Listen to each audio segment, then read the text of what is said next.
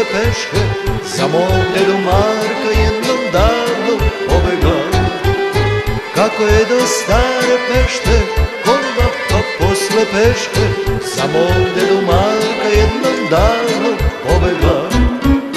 Debrecen se tako kažu čudo čudio, a njen otac siromahu pare nudio. Jurili ih svi žandari, carinici i putari, ali je deda svoju Maru dobro sakrio. Jurili ih svi žandari, carinici i putari, ali je deda svoju Maru dobro sakrio.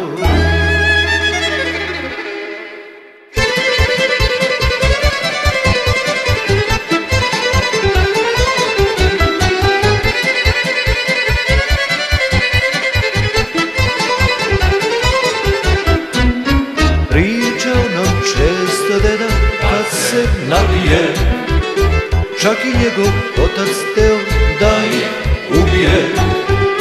Zar ti sine pokraj Drine, pa otimaš žene njine? E moj Marko, crni Marko, to ti ne valja. Zar ti sine pokraj Drine, pa otimaš žene njine? E moj Marko, crni Marko, to ti ne valja. Ali Marko čak ni oca nije slušao, ceo život kao da je sreću kušao. Takav je do kraja bio, pa mi često govorio, pusti sine nek ti srce staze pokaže.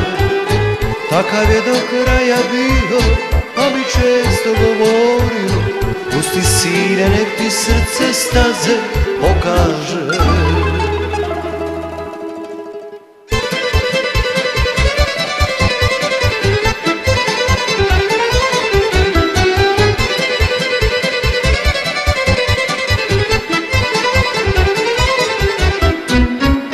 Posle toga više nisam ništa pitao, shvatio sam što sam ceo život skitao i što srce nemir svlada tamo već kod Novog Sada, dok putujem belom lađom prema Mađarskoj.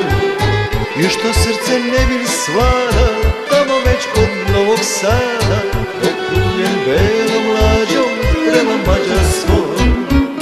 Nema više lepe banke i šta manje, ajde da nebom plovi iznad Srbije.